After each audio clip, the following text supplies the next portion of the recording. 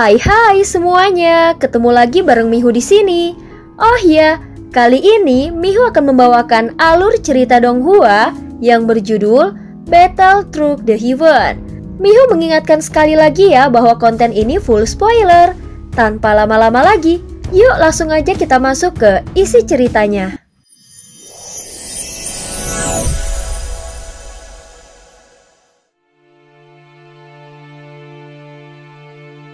Melanjutkan dari kisah sebelumnya.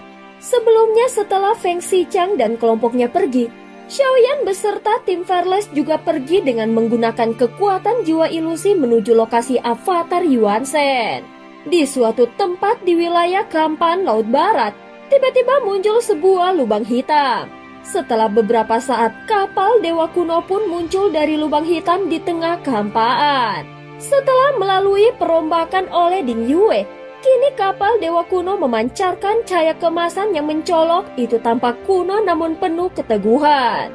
Di hadapan semua orang, tampak 3 bintang sejajar.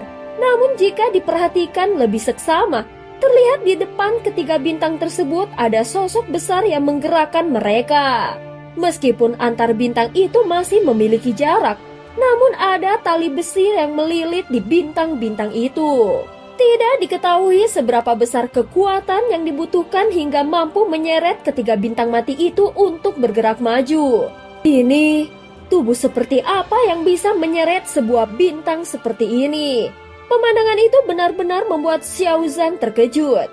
Sebelumnya, setetes darah emas dari boneka klan Yuan Shen yang diberikan oleh Xiaoyan sudah membuat kekuatan avatarnya mengalami kemajuan yang besar. Karena Xiao Zhan belum tahu persis tentang klan Yuan Shen, dia pun sangat terkejut. Tubuh sekuat apa yang bisa menarik 3 bintang secara sekaligus? Xiao Zhan benar-benar sangat takjub.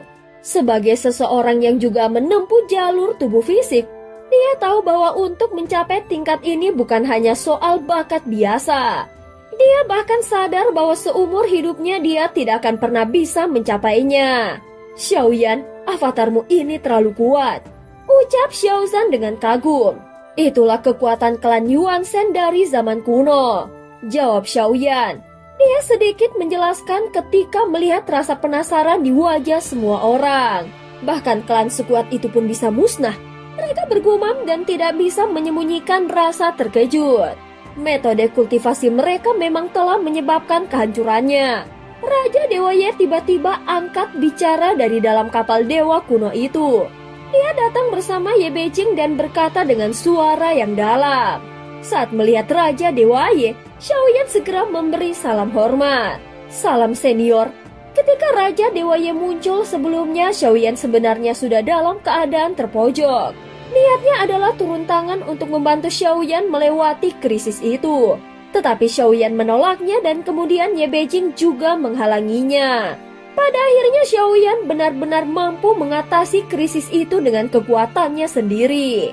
Tidak perlu sungkan, aku kesini atas perintah Ratu Feng Yu untuk melindungi Yang Mulia. Raja Dewa Ye membalas salam dengan hangat. Dia bertubuh tinggi, berotot sempurna dan membawa palu besi sekilas tak terlihat seperti ahli puncak. Terima kasih telah datang membantuku, ucap Xiaoyan dengan tenang. Sebenarnya Yang Mulia tidak butuh bantuan. Aku datang justru melihat pertempuran yang luar biasa. Sungguh tidak terbayangkan. Yang Mulia tetaplah Yang Mulia, ucap Raja Dewa Ye tertawa keras. Meski terkesan seperti kata-kata basa-basi, tetapi terasa menyenangkan di telinga. Oh iya, aku hampir lupa. Selain untuk membantumu melewati bahaya ini, Ratu juga menitipkan satu pesan penting. Raja Dewa Ye melanjutkan kata-katanya. Oh begitu, silahkan katakan. Xiaoyan menjadi serius dan merasa pesan dari Ratu sangat penting. Ratu berkata, setelah kau mendapatkan jiwa ilusi, jika kau masih ingin bersaing untuk mendapatkan jantung api peringkat pertama, maka segeralah menuju ke wilayah misterius itu. Para kakak seperguruanmu sudah lebih dulu ke sana untuk membukakan jalan untukmu, ucap Raja Dewa Ye berkata dengan nada yang serius. Saat mendengarnya, Xiaoyan hanya bisa menggelengkan kepalanya dengan pelan. Sebelumnya Ratu memang sudah memberitahunya bahwa para kakak seperguruannya telah datang lebih dulu. Namun hingga kini semuanya telah selesai. Dia bahkan belum melihat satupun dari mereka dan kini mereka sudah berada di tempat lain. Terima kasih atas pesannya senior. Xiaoyan tidak banyak berbicara, hanya membungkuk dengan hormat. Kemudian Raja Dewa Ye mengulurkan tangannya memberikan sebilah gulungan bergambar.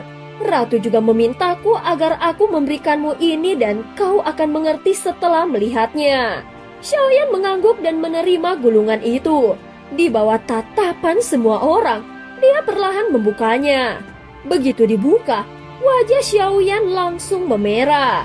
Dalam gulungan itu tergambar dirinya yang bertelanjang dada memperlihatkan otot-otot kekar dan tubuh yang luar biasa. Ini adalah lukisan potret Xiaoyan dalam pose yang gagah. Suasana pun menjadi sedikit canggung. Namun Xiaoyan bisa mengerti maksud sang ratu.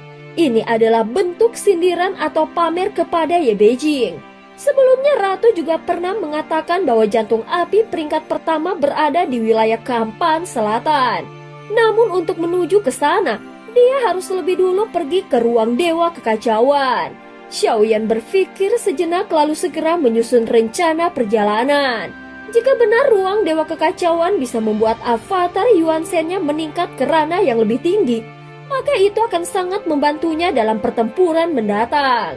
Tanpa ragu, avatar Yuan Shen milik Xiaoyan pun melepaskan 3 bintang mati yang ditariknya lalu melompat ke atas kapal Dewa Kuno.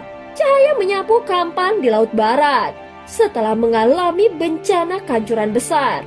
Entah berapa lama lagi hingga wilayah itu bisa memulihkan kehidupannya yang dulu sangat makmur. Xiaoyan segera menggunakan jiwa ilusinya untuk sekali lagi membawa kapal Dewa Kuno menembus ruang dan waktu. Namun kali ini, dia tidak langsung menuju ruang Dewa Kekacauan, melainkan pergi terlebih dahulu ke tempat yang disebut sebagai Hati Merah di Laut Barat. Dia masih mengingat Hua Buyu sekalipun waktu telah berlalu lama, dia tidak tahu apakah sahabat lamanya itu masih ada.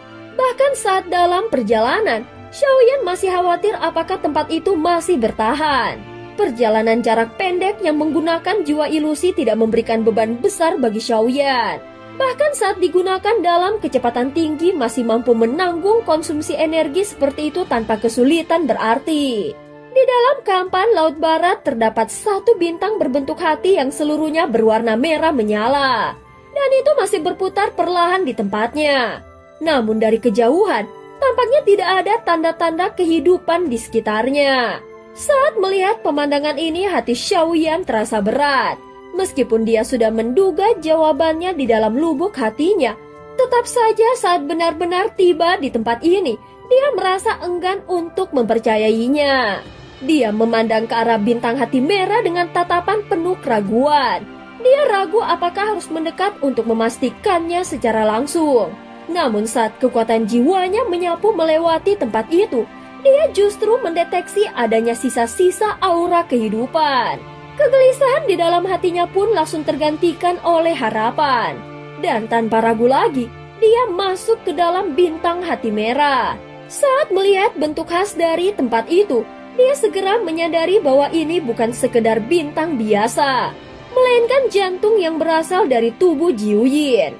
Di dalam hati merah, tepatnya di sebuah pavilion tua, di sanalah Xiaoyan terakhir kali bertemu dengan Hua Buyu. Saat itu tubuh Hua Buyu dirasuki oleh racun dendam. Meskipun Xiaoyan sempat membantunya, namun dia sendiri tidak tahu apakah Hua Buyu akhirnya tersadar kembali atau tidak. Kejayaan masa lalu tempat ini memang telah sirna. Namun di dalam bintang hati ini, kehidupan baru mulai tumbuh perlahan. Jumlah penduduknya memang telah menurun drastis, tetapi terasa jelas adanya semangat dan harapan yang kembali runtuh. Xiaoyan berjalan pelan di antara mereka, namun tampaknya tidak ada seorang pun yang dapat melihat kehadirannya. Dengan tenang dan tanpa suara, dia menuju ke pavilion tua yang sudah sangat kuno. Suara pena yang sedang menulis di dalamnya membuat Xiaoyan sedikit terkejut. Dulu di sana duduk seorang pria muda yang tampan, tetapi kini yang tampak adalah seorang lelaki tua berambut putih dengan wajah penuh keriput. Xiaoyan berdiri tepat di hadapannya. Namun orang tua itu tampaknya tidak menyadari keberadaannya. Baru setelah Xiaoyan melepaskan kekuatan jiwanya, lelaki tua yang hendak menulis itu tiba-tiba menghentikan gerakannya. Dia mengangkat kepalanya dan dalam sorot mata yang redup tampak binar emosi yang sangat kuat. Apakah kau Xiaoyan?